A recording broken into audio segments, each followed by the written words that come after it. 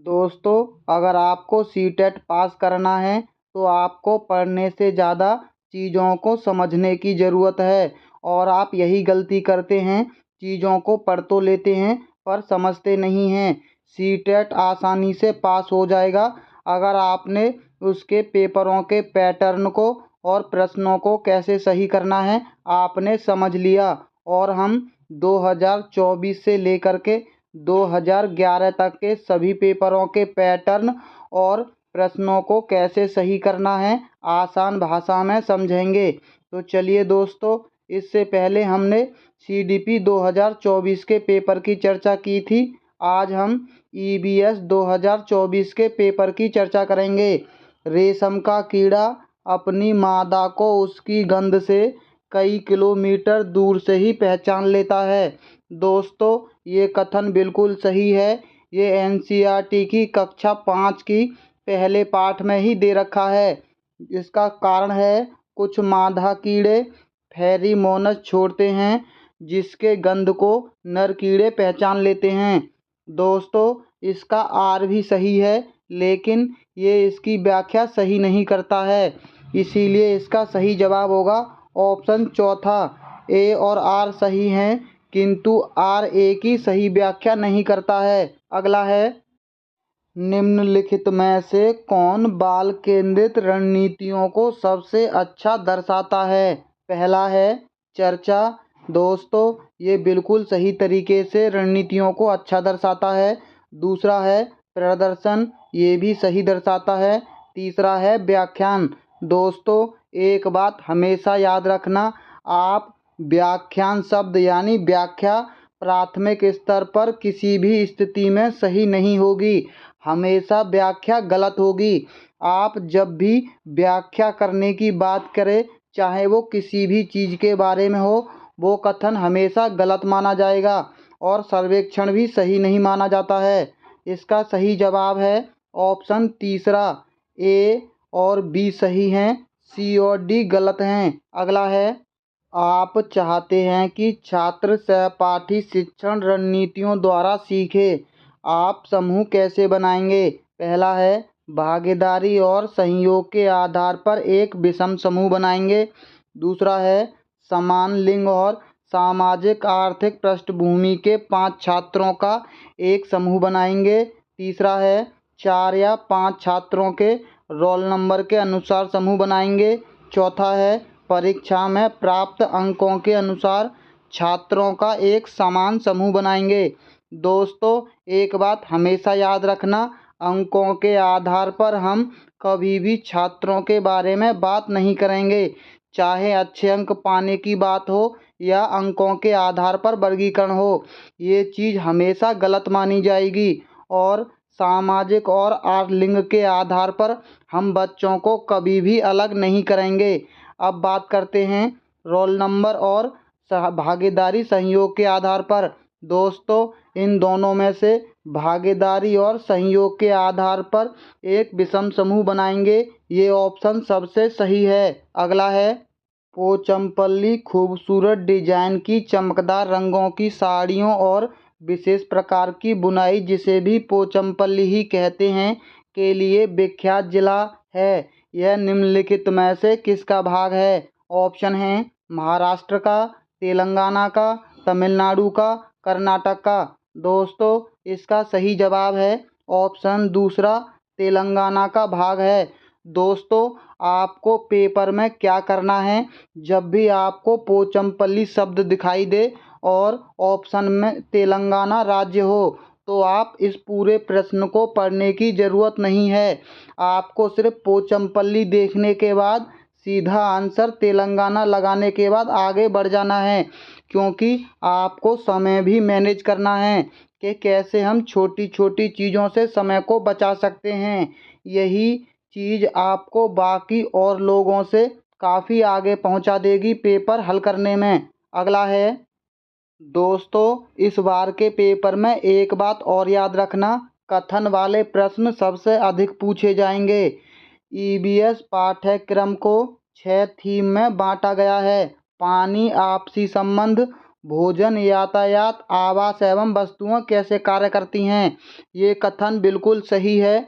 इसका दूसरा कथन है ईबीएस के थीम बच्चों के जीवन के बहुत करीब हैं। दोस्तों ये दोनों ही कथन सही हैं। इसका सही जवाब होगा ऑप्शन तीसरा, दोनों कथन सही हैं। दोस्तों एक बात और याद रखना, थीम से आपको एक प्रश्न 100% देखने को मिलेगा। अगला है, व्यापक मूल्यांकन का अर्थ है एक छात्र का मूल्यांकन करने का समग्र तरीका। जिस तरीके से एक ईबीएस शिक्षक ईबीएस में व्यापक मूल्यांकन के लिए अपने छात्रों का आकलन कर सकता है वह है। दोस्तों मूल्यांकन के बारे में या आकलन के बारे में एक बात हमेशा याद रखना, अगर ऑप्शन में पोर्टफोलियो दे रखा है तो ये सबसे बेस्ट तरीका होता है आकलन और मूल्यांकन का। अगला है, एक ईबीएस शिक्षिका ने अपने छात्रों को जानवरों के बारे में पढ़ाया और उन्हें निम्नलिखित कार्य करने के लिए कहा। पहला है, आसपास के विभिन्न जानवरों के नाम लिखिए। दूसरा है, विभिन्न जानवरों की गतिविधियों का अवलोकन करो। तीसरा है, अवलोकन के आधार पर जानवरों को श्रेणियों में वर्गीकृत करो। चौथा है, जानवर को परिभाषित करो। उपरोक्त में से कौन सा प्राथमिक स्तर के छात्रों के लिए उपयुक्त नहीं है। दोस्तों हमने आपको पहले बताया था कि व्याख्या शब्द प्राथमिक स्तर पर हमेशा गलत होता है। और आप एक शब्द और याद रख लीजिए, परिभाषा। परिभाषा कभी भी हम ना किसी की देंगे ना करवाएंगे। परिभाषा और व्याख्या ये दो शब्द अच्छे से याद रख लीजिए, ये हमेशा गलत वर्ड माने जाते हैं, यानी इसका चौथा गलत हो जाएगा। बाकी आसपास के विभिन्न जानवरों के नाम लिखिए, ये बिल्कुल सही है। अवलोकन करो, ये भी सही है। और श्रेणियों में वर्गीकृत करो, ये भी सही है। इसका सही जवाब होगा केवल डी कथन गलत है, बाकी तीनों सही हैं। अगला है, कथन ए है, जाइलम जल और खनिजों को जड़ों से पौधों के बाकी हिस्सों तक पहुंचाता है। ये कथन बिल्कुल सही है। दूसरा कथन है, फ्लोएम भोजन को पत्तियों से पौधों के विभिन्न भागों में स्थानांतरित करता है। ये दोनों ही कथन सही हैं दोस्तों। इसका सही जवाब ऑप्शन तीसरा होगा। एक बात और याद रखना, एक बार ये प्रश्न सिर्फ इन दोनों को घुमा दिया गया था, फ्लोएम की जगह जाइलम कर दिया था और जाइलम की जगह फ्लोएम, तब इसका सही जवाब दोनों कथन गलत हो जाएगा। और एक बात याद रखना दोस्तों, जाइलम से होता है, जा से होता है जाइलम और जा से होता है जल, ऐप से होता है फ्लोएम और ऐप से होता है फल। फल भी एक भोजन है। इसको याद रखने के लिए आप इन दोनों चीज़ों को याद रख लीजिए। अगला है, कक्षा 5 की ईबीएस शिक्षिका नीना अपने छात्रों को एक समूह असाइनमेंट देती है कि उन्हें पास के कृषि फार्मों का दौरा करना है और कृषि फार्म के दौरान किसानों द्वारा उपयोग किए जाने वाले उपकरणों और उनके द्वारा उगाई जाने वाली फसलों के बारे में जानकारी प्राप्त करनी है। उन्हें फ़ोटो भी कलेक्ट कर रिपोर्ट तैयार करनी है। यहाँ कौन से प्रक्रिया कौशल और सीखने के संकेतक शामिल हैं। पहला है परिकल्पना, परिणाम निकालना और अभिव्यक्ति। दूसरा है अनुमान, प्रयोग और अवलोकन। तीसरा है प्रश्न करना, अभिव्यक्त करना और परिणाम निकालना। चौथा है प्रश्न पूछना, प्रयोग करना, पर्यावरण के प्रति संवेदनशीलता। दोस्तों इसका सही जवाब है ऑप्शन तीसरा। बच्चे वहाँ प्रश्न भी करेंगे, अपनी अभिव्यक्ति भी करेंगे और बाद में परिणाम भी निकालेंगे। अगला है, निम्नलिखित में से कौन सा समूह प्राथमिक स्तर पर ईबीएस के थीमों को दर्शाता है। दोस्तों आप खुद देख लीजिए, थीम से पूछा गया ये दूसरा प्रश्न है। हम इसीलिए आपको कहते हैं कि आपको सिर्फ चीज़ों को समझना है, ना कि याद करना। आप सिर्फ थीमों के जितने भी 6 प्रकार हैं उनको याद रख लीजिए और 6 प्रकारों में जो उपथीम है उसको भी याद रख लीजिए। आपके 2 से 3 नंबर 100% पक्के हो जाएंगे। ऑप्शन हैं परिवार और मित्र, यात्रा, प्राकृतिक संसाधन, आवास, यात्रा, चीज़ें जो हम बनाते और करते हैं, मौसम, पानी, यात्रा, भोजन, पदार्थ और आवास। दोस्तों इसका सही जवाब है ऑप्शन दूसरा। आवास, यात्रा, चीज़ें जो हम बनाते और करते हैं, ये थीम है। प्राकृतिक संसाधन कोई थीम नहीं है, मौसम भी कोई थीम नहीं है, पदार्थ भी कोई थीम नहीं है। अगला है, डॉक्टर मरीजों में मलेरिया की पहचान के लिए खून की जांच कराने के लिए निर्देश करते हैं। खून की जांच से पहला है, उसमें मादा मच्छर के अंडों की उपस्थिति का पता चलेगा, उसमें उपस्थित जीवाणुओं का पता चलेगा, उसमें उपस्थित हीमोग्लोबिन का पता चलेगा, उसमें उपस्थित लौह तत्व की मात्रा का पता चलेगा। दोस्तों, जैसा कि आप पहले से जानते हैं कि मलेरिया रोग होता है मादा मच्छर से। तो जब ये रोग मच्छर से होता है तो इसमें मच्छर के बारे में ही पता चलेगा, इसमें मादा मच्छर के अंडों की उपस्थिति का पता चलेगा। अगला है, ईबीएस की पाठ्य पुस्तकों को विद्यार्थी स्कूल के जीवन को उनके बाहर के जीवन से जोड़ने की एनसीईआरटी की सिफारिश को प्रतिबिंबित करना चाहिए। इसका अर्थ है, पहला है, पाठ्य पुस्तकें विद्यार्थियों को उनके आसपास के सभी स्रोतों के माध्यम से ज्ञान का निर्माण करने में सहायता करती हैं।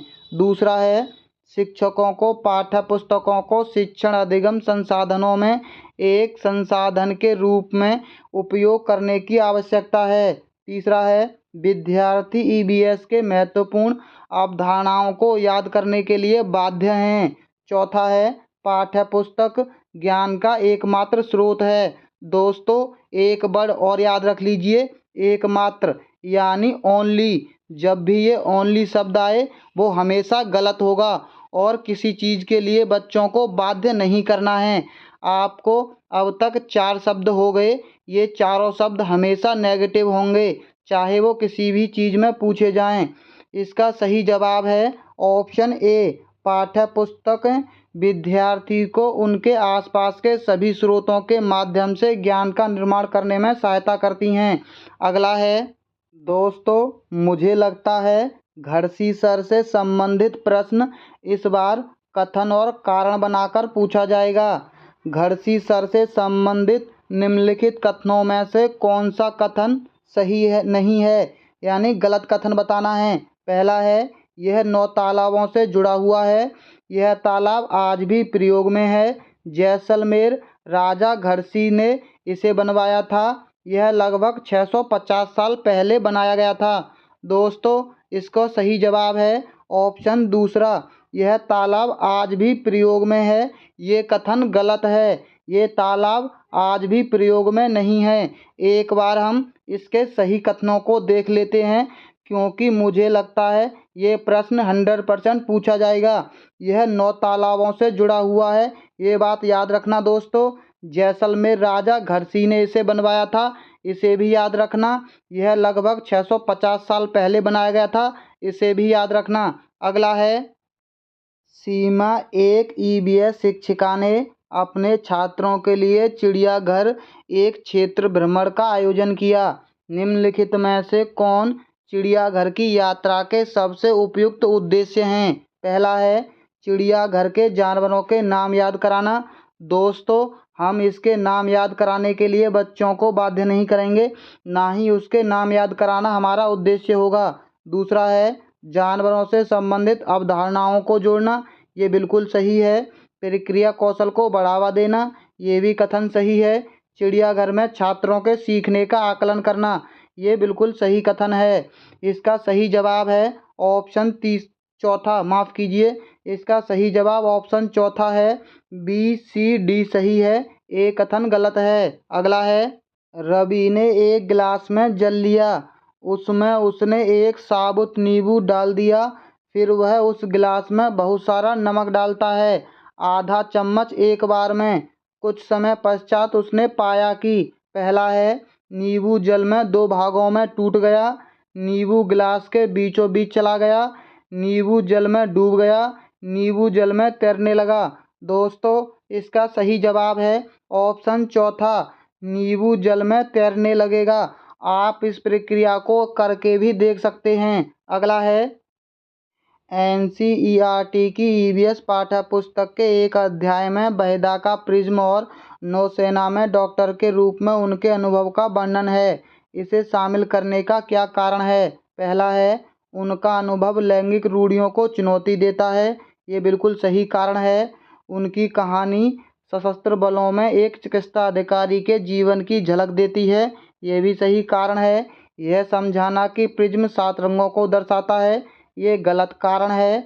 उनके सामने आने वाली कठिनाइयों और उनसे निपटने के तरीकों को समझाना, ये भी बिल्कुल सही कथन है। इसका सही जवाब है ऑप्शन बी।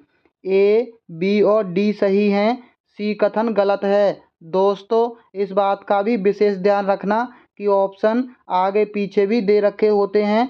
इसके लिए आपको ऑप्शनों को थोड़ा ध्यान से पढ़ना है। अगला है, निम्नलिखित में से कौन सी रणनीति भोजन थीम को पढ़ाते समय पूछताछ को बढ़ावा देती है? पहला है, छात्रों से उनके परिवार के सदस्यों की खाने पीने की पसंद का पता लगाने के लिए कहना। दूसरा है, भारत के विभिन्न क्षेत्रों में उपयोग किए जाने वाले विभिन्न परिरक्षित पदार्थ खाद्य पदार्थों के चित्र दिखाना। तीसरा है, छात्रों से विभिन्न खाद्य पदार्थों के चित्र एकत्रित करने के लिए कहना। सैंडविच, शिकंजी वगैरह को बिना आग के पकाने का प्रदर्शन बताना।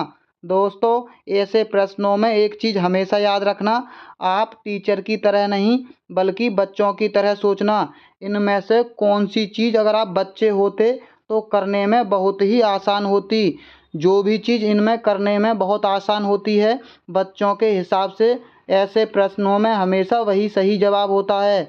इसका सही जवाब है ऑप्शन ए, छात्रों से उनके परिवार के सदस्यों की खाने की पसंद का पता लगाने के लिए कहना। अगला है, अभिकथन ए है, बोरा असम में उपयोग की जाने वाली धान की एक सामान्य प्रकार है।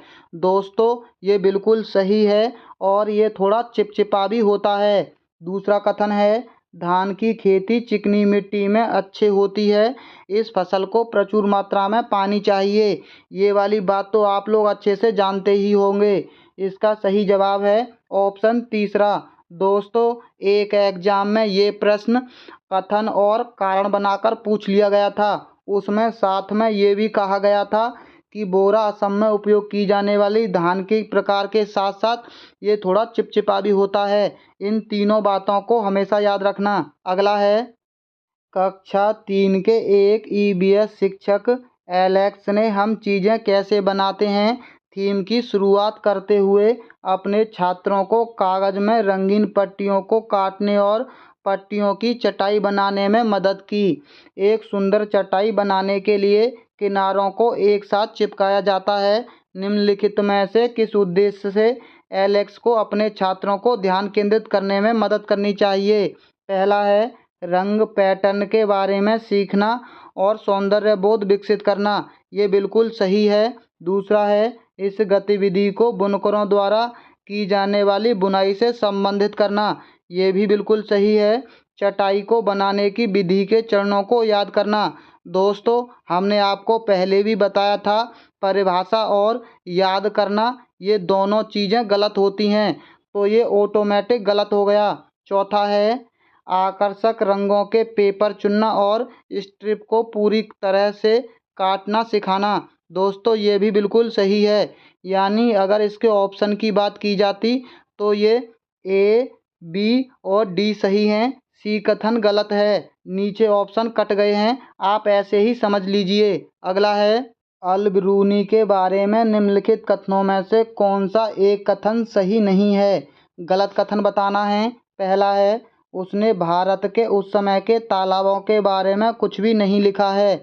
दूसरा है, उसने अपने अभिलेखों में भारत में तालाब बनाने की तकनीकी की प्रशंसा की है। तीसरा है, अल बिरूनी जहाँ से आए थे उसे आजकल उज़्बेकिस्तान कहते हैं। चौथा है, 1000 से भी ज़्यादा साल पहले यह भारत आए थे। दोस्तों, हम आपको एक चीज़ बताते हैं, जब दो ऑप्शन एक जैसे हों और दोनों एक दूसरे के अपोजिट हों तो उन दोनों में से ही सही हो सकता है। क्योंकि अगर उसने तालाब के बारे में कुछ नहीं लिखा है तो वो तालाब बनाने की तकनीकी के बारे में प्रशंसा कैसे कर सकता है? और अगर उसने प्रशंसा की है तकनीक के बारे में तो वो तालाब के बारे में कुछ भी नहीं लिखा है। ये कथन गलत हो जाएगा।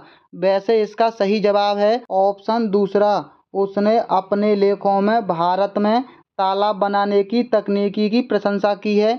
ये कथन गलत है। उसने कुछ भी नहीं लिखा, ये बात सही है।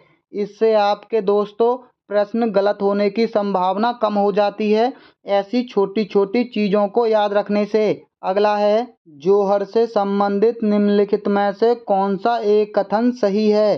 पहला है, यह आसपास के कुओं में जमीन का पानी इकट्ठा करता है। दूसरा है, यह नदियों से पानी इकट्ठा करता है। तीसरा है, यह समुदाय आधारित वर्षा जल संचयन प्रणाली है। चौथा है, यह पानी से अशुद्धियों को फिल्टर करता है। दोस्तों, इसका सही जवाब है ऑप्शन तीसरा। यह समुदाय आधारित वर्षा जल संचयन प्रणाली है। कुछ चीज़ों को दोस्तों आपको याद भी करना ही होगा। अगला है, दोस्तों एक बात याद रखना, आपको द्रव्यमान और घनत्व वाला एक प्रश्न पूछा जाएगा। इसमें केवल संख्याओं को चेंज किया जाएगा। आप ऐसे प्रश्न को पढ़ने की ज़रूरत नहीं है। अगर आपको ऑप्शन से ही पता चल जाएगा कि ये प्रश्न गुणा वाला है, यानी इन दोनों संख्याओं का गुणा कर कर जो भी आंसर आएगा उसको लगा दीजिए। इससे आपका एग्जाम का समय बचेगा। अगला है, अभिकथन ए है, हम अधिक ऊंचाई की तुलना में समुद्र तल पर आसानी से खाना पका सकते हैं। इसका कथन बिल्कुल सही है। कारण है, अधिक ऊंचाई पर पानी का क्वथनांक बढ़ जाता है। दोस्तों, ये कथन गलत है। अधिक ऊंचाई पर पानी का क्वथनांक बढ़ता नहीं बल्कि घट जाता है। इसका सही जवाब होगा ऑप्शन पहला। ए सत्य है लेकिन आर असत्य है। अगला है, पक्षियों का अध्ययन करने वालों ने यह प्रक्षेपण किया है कि पक्षियों की एक प्रजाति में नर पक्षी अपने अपने घोंसले बनाते हैं। मादा पक्षी उन सभी घोंसलों को देखती हैं। इनमें से उसे जो सबसे अच्छा लगता है उसमें ही वह अंडे देने का निश्चय करती है। इस पक्षी का नाम है, ऑप्शन है कलचिड़ी, शकरखोरा, दर्जन चिड़िया, बीबर पक्षी। दोस्तों, एक बात याद रखना, अगर चिड़िया चुन चुन कर चीज़ों को चुन रही है, यानी वो चुनने का काम कर रही है, तो आपने पहले देखा होगा स्वयंवर होता था। स्वयंवर में स्त्रियां अपने वर को चुनती थीं। यहाँ भी चिड़िया वही काम कर रही है। उसे जो सबसे सुंदर लगता है उसे ही चुनती है। यानी चिड़िया क्या करती है, एक वर चुनती है। इससे आप इस प्रश्न को आसानी से याद रख सकते हैं। वर से बीबर, वर यानी वर चुनती है तो वो बीबर पक्षी है जो अपने वर का चुनाव करती है। अगला है, लीजिए दोस्तों आप खुद देख लीजिए, थीम से पूछा गया ये चौथा प्रश्न है। हम इसीलिए कहते हैं कि पैटर्न को समझने की बहुत ही आवश्यकता होती है। आप थीम को अच्छे से याद कर लीजिए। पहला कभी कथन है, थीम परिवार और मित्र ईवीएस में एक प्रमुख थीम है और पौधों और जानवरों को परिवार और मित्र के उप थीम के रूप में प्रस्तुत किया जाता है। ये कथन बिल्कुल सही है। इसका कारण है, थीम के द्वारा मनुष्य और जीवन के अन्य रूपों की अन्योन्याश्रितता पर प्रकाश डाला गया है। ये बिल्कुल सही है। इसका सही जवाब होगा ऑप्शन तीसरा। दोनों सही हैं और व्याख्या भी सही करता है। अगला है, प्रत्येक परिवार में सदस्यों की संख्या और पानी की अनुमानित मात्रा की खपत का पता लगाने के लिए छात्र अपने घर और पड़ोस में एक सर्वेक्षण करते हैं। इस गतिविधि के माध्यम से कौन से कौशल और प्रक्रियाएं विकसित की जाती हैं। पहला है परिकल्पना, परिणाम निकालना, अभिव्यक्ति। दूसरा है अनुमान, प्रयोग, अवलोकन। तीसरा है प्रश्न पूछना, प्रयोग करना, पर्यावरण के प्रति संवेदनशीलता। चौथा है पूछताछ, परिणाम निकालना और अभिव्यक्ति। दोस्तों, इसका सही जवाब ऑप्शन चौथा है। पूछताछ भी करते हैं बच्चे, परिणाम भी निकालते हैं और अभिव्यक्ति भी करते हैं। अगला है, हरियाणा राज्य के सीमांतवर्ती राज्य हैं। पहला है हिमाचल प्रदेश, पंजाब और बिहार। दूसरा है बिहार, पंजाब और उत्तर प्रदेश। तीसरा है हिमाचल प्रदेश, राजस्थान और उत्तर प्रदेश। चौथा है उत्तर प्रदेश, उत्तराखंड और मध्य प्रदेश। दोस्तों, इसका सही जवाब है ऑप्शन तीसरा, हिमाचल प्रदेश, राजस्थान और उत्तर प्रदेश। इसके साथ साथ दो राज्य और हैं, एक है पंजाब और एक है दिल्ली। ये सीमांतवर्ती राज्य हैं हरियाणा के। अगला है मधुमक्खियों के छत्तों के बारे में नीचे दिए गए कथनों पर विचार कीजिए। पहला है मधुमक्खियां शहद के छत्तों में रहती हैं। हर छत्ते में एक रानी मक्खी होती है जो अंडे देती है। ये कथन बिल्कुल सही है। दूसरा है छत्ते में कुछ नर मक्खियां भी होती हैं जो छत्ते के लिए श्रमिक के रूप में विशेष कार्य करती हैं। दोस्तों, इस कथन को आप विशेष करके याद रख लीजिए, क्योंकि यही वो कथन है जो प्रश्न को सही और गलत करवाता है। नर मक्खियां छत्ते के लिए बिल्कुल भी उपयोगी नहीं होती हैं, यानी नर मक्खियों का कोई भी कार्य नहीं होता है। तीसरा कथन है छत्ते में अधिकांश मादा मक्खियां श्रमिक मक्खियां होती हैं जो दिन भर छत्ते को बनाने और बच्चों को पालने का कार्य भी करती हैं। दोस्तों, ये कथन मादा मक्खियां श्रमिक होती हैं तो सही है और दिन भर कार्य करती हैं, ये भी सही है, लेकिन बच्चों को पालने का कार्य इन मक्खियों का नहीं बल्कि रानी मक्खी का होता है, यानी ये कथन भी गलत हो जाएगा। श्रमिक मक्खी शहद के लिए रस की खोज के लिए लीची के फूलों के चारों ओर चक्कर लगाते हैं। ये कथन सही है, यानी ए और डी कथन सही हैं, बी और सी कथन गलत हैं। इसका सही जवाब होगा ऑप्शन दूसरा, ए और डी सही हैं। अगला है एक ईवीएस शिक्षिका अपने छात्रों से सोचने और जवाब देने के लिए कहती है, हम सर्दियों के दौरान ऊनी कपड़ों में क्यों सहज महसूस करते हैं। इस तरह का प्रश्न। दोस्तों, आप इस प्रश्न को खुद सोचिए कि आप इस प्रश्न का कैसे जवाब देंगे। मान लीजिए ये एक काल्पनिक प्रश्न है, तथ्यात्मक प्रश्न है, अभिसारी प्रश्न है या विश्लेषणात्मक प्रश्न है। अगर ये प्रश्न आपसे पूछा जाता तो आप क्या सोचते। दोस्तों, ये एक काल्पनिक प्रश्न है, क्योंकि आप फिर कल्पना करते और दिमाग को उसी तरफ चिंतन में लगा देते। अगला है पहला कथन है लगभग 4700 वर्ष पूर्व सिंधु तथा इसकी सहायक नदियों के किनारे कुछ आरंभिक नगर फले फूले। दूसरा है गंगा तथा इसकी सहायक नदियों के किनारे नगरों का विकास लगभग 1500 वर्ष पूर्व हुआ था। दोस्तों, ये दोनों ही कथन सही हैं। इसका सही जवाब होगा ऑप्शन तीसरा, ए और बी सही हैं। दोस्तों, अब आपसे हम एक बात कहना चाहते हैं, अगर आपने हमारी वीडियो को अभी तक लाइक नहीं किया है तो सबसे पहले आप हमारी वीडियो को लाइक कर लीजिए, क्योंकि हम और लोगों की तरह बीच बीच में आपका फालतू का समय बर्बाद नहीं करते हैं। और जो लोग हमारे चैनल पर पहली बार आए हैं, चैनल को सब्सक्राइब जरूर कर लीजिए। दोस्तों, हम गारंटी लेते हैं इस बार आपका सीटेट 100% पास होगा, क्योंकि हम आपको ऐसे ही 2024 से 2011 के सभी प्रश्नों के पैटर्न को समझा देंगे। फिर प्रश्न चाहे कहीं से भी पूछा जाए, आपको सिर्फ पैटर्न फॉलो करना है और आप सीटेट आसानी से पास कर लेंगे। तो चलिए मिलते हैं बहुत जल्द अगली वीडियो में।